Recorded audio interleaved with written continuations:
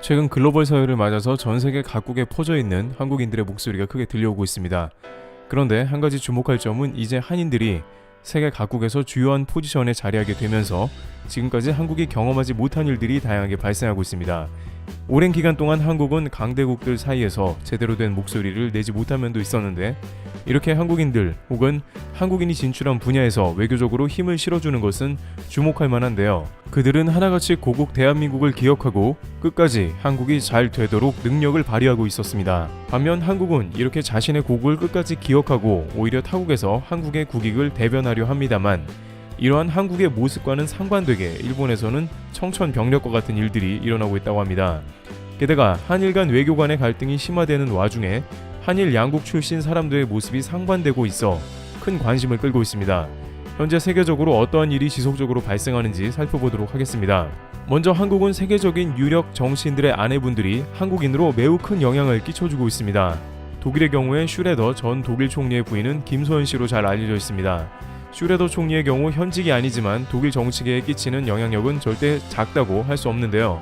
그는 김소연 씨와 결혼할 당시 한반도를 둘러싼 육자회담 등 직접적인 외교 활동에 관여하는 것은 안 될 일이지만, 한반도 상황과 관련해 제게 역할이 있거나 도움이 될 일이 있으면 언제든지 도울 것입니다 라면서 한반도 평화에 기여하겠다고 밝힌 바 있습니다. 독일 역시 분단국이었기 때문에 한국의 상황에 최대한 긍정적인 영향을 끼치겠다고 밝힌 것입니다. 슈레더 전 총리는 푸틴 러시아 대통령 등 러시아 주요 인사들과 깊은 친분이 있는 만큼 한반도를 둘러싼 주변국 외교에서 도움이 될 수도 있다는 관측도 있습니다. 최근 독일 베를린 마테구에 소녀상 철거 명령이 내리자 이를 슈레더 총리가 직접 공개 서한을 작성해 독일 마테구청장에 보내면서 소녀상 철거 명령 철회를 요청하는 등 적지 않은 영향력을 발휘하기도 했습니다. 일본은 당시 독일과 일본의 오랜 경제적 외교적 관계를 바탕으로 소녀상 철거에 거의 성공하는 듯 했지만, 이러한 슈레더 총리의 노력과 현지 한인 사회 및 독일 시민들의 합세로 결국 좌절을 경험한 것입니다. 하지만 역시 이 가운데 노르트라인 베스트팔렌주 경제개발공사 한국 대표이기도 한 김소연 씨의 노력이 없었다면 이러한 슈레더 총리의 도움은 쉽지 않았을 것입니다. 김소연 씨는 정치인은 아니지만 한국 사람으로서 책임감을 느끼며 해외에서 한국 상황에 대해 항상 관심을 가지고 있다고 말하기도 했습니다. 미국에도 이처럼 한국인 부인의 내조로 인해서 현직 유력 정치인이 막강한 영향력을 끼치고 있는데요. 그는 심지어 바이든 대통령으로 행정부가 바뀌자 대놓고 바이든 대통령에게 한국과 미국의 관계를 최우선으로 생각해달라고 요청할 것이라고 말했습니다. 바로 레리 호건 미국 메릴랜드 주지사의 인터뷰였는데요. 전남 나주 태생의 김유미 씨를 아내로 두고 한국 사위로 친근감 있게 불리우기도 했습니다. 지난 28일 연합뉴스와 인터뷰에 따르면 그는 한미 간 우정은 양국의 미래에 중대한 영향력을 미칠 것이라며 조 바이든 미국 대통령에게 한미 관계를 다른 무엇보다 최우선 순위에 둘 것을 강력히 권유하고자 한다고 밝혔습니다. 그러면서 한국에서 어떤 일이 일어나는지 항상 관심 있게 지켜보고 있다며 한미 간 우정에 다리 역할을 하겠다는 의사도 표했습니다. 그는 2016년 1월 13일에는 주 정부 차원에서 미주 한인의 날을 제정 선포하기도 했습니다. 또한 작년 4월 진단키트 50만 개를 한국에서 수입하여 배포하기도 했습니다. 그는 이 선택은 우리 주의 코로나19 장기 대응 전략의 중추가 됐다며 공수 당시 미국의 어떤 주도 그만큼 많은 키트를 확보해 검사할 수 있는 능력을 갖추지 못한 상태였다고 말했습니다. 이어 현재까지 700만 건 이상의 코로나19 검사를 진행해왔고 전체 미국에서 가장 낮은 양성 판정률을 기록한 지역 중 하나에 올랐다며, 만약 한국에 진단키트가 없었다면 우린 현재보다 훨씬 악화된 상태에 놓여 있었을 것이라고 자평했습니다. 그는 당시 진단키트를 주 단위 방위군을 동원해서 이동 내내 호위했으며 기밀 장소에 역시 주 방위군과 경찰을 동원해서 금괴를 지키게 조치하기도 했습니다. 이와 같은 조치는 당시 미 연방정부에서 해당 진단키트를 압수할 가능성도 제기되어 극단적인 조치가 나온 것입니다. 또한 도널드 트럼프 대통령이 주최한 만찬에서 한국은 끔찍하다는 멘트를 여과 없이 자신 부인 앞에서 하자 이에 격분하며 트럼프 대통령은 코로나를 지키지도 않고 밤낮 트윗만 한다며 공개적인 비판을 가하기도 했습니다. 또한 그는 진단키트를 받은 한국을 향해서 미국의 백신이 나오면 최대한 적극 지원해서 보답하겠다고도 밝히며 한국에 대한 관심을 최우선으로 두기도 했습니다. 한편 한국계 미국 국회의원들도 대활약 중인데요. 바이든 행정부가 시작되며 당선된 4명의 한국계 영김, 미셸 박스틸, 앤디 김, 메릴린 스트링랜드 의원 등도 앞으로 한미 관계에 적지 않은 영향력을 끼칠 것입니다. 이 의원들은 최근 램지오 교수의 소녀상 문제에 대해서 규탄 성명을 내고 오히려 일본을 곤란하게 했으며 한복을 입고 국회의원 임명식에 참여하는 등 미국 내에서 한국의 위상을 높이고 한국과의 외교나 미국 내 한인들의 권익을 위해 힘쓸 것으로 보입니다. 이런 것이 중요한 것은 최근 1년 내에 한국인들을 비롯 아시안들이 불합리한 일을 겪고 있기 때문입니다.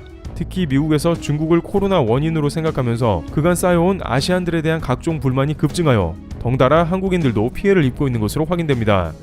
이럴 때 미국의 유력 정치인들이 적극적으로 한국인에 대한 권익을 보호하는데 더욱 힘을 실어줄 것으로 보입니다. 한편 한국은 이렇게 훈훈한 소식이 들려오는 반면에 일본에서는 이러한 한국 정치인들 및 한국을 동조하는 시민사회 등으로 인해서 큰 어려움을 겪는 데다가 반대로 자국 출신의 사람들은 오히려 일본이 아니라 한국을 두둔하는 정반대의 장면도 보게 되는데요.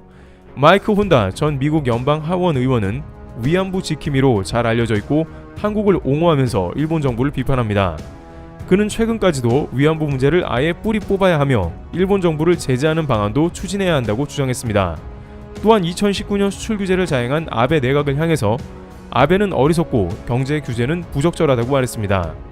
그는 미국은 그간 침묵하며 일본 정부에 적극적으로 사죄를 요구하지 않은 책임이 있다며 일본이 전 세계 위안부 피해자에게 사죄할 수 있도록 미국이 더 적극적으로 나서야 한다고 주장했습니다.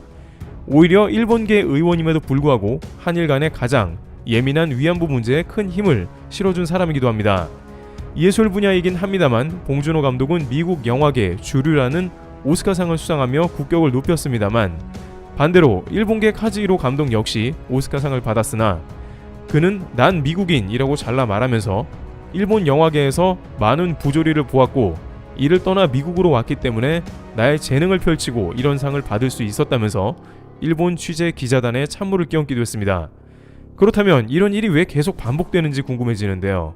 네티즌들은 많은 한국인들은 오랜 역사를 통해서 한국을 지켜낸 호국정신과 애국심을 가져야 한다고 어렸을 때부터 교육을 받고 자라났기 때문에 전 세계 많은 분야에 진출해서도 이러한 생각 가운데 한국을 기억하며 모국이 잘 되길 바라는 마음으로 선한 영향력을 끼치고 있다는 의견을 전합니다.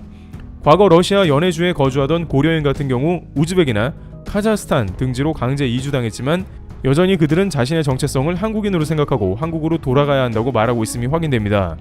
KBS 다큐 누구보다 조국을 사랑했던 사람들의 후손 고려인들의 기나긴 여정 편을 보면 과거 일제 강점 시대에 독립운동을 가장 많이 했던 사람들 중 하나고 누구보다 고국에 대한 애정이 많아 그들의 후손들도 그러한 애국심 가운데 한국을 기억하며 여전히 한국을 그리워하고 애틋해하는 모습이 보입니다.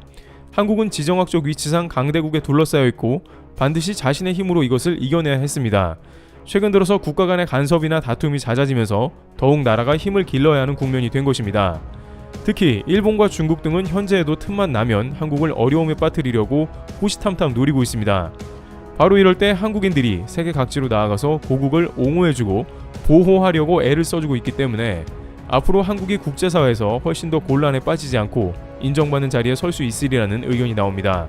고국을 떠나서도 항상 마음 가운데 한국을 기억하는 많은 이들 때문에 한국 사회에 큰 도움이 되고 있습니다. 트래블튜브 여기서 마치겠습니다. 감사합니다.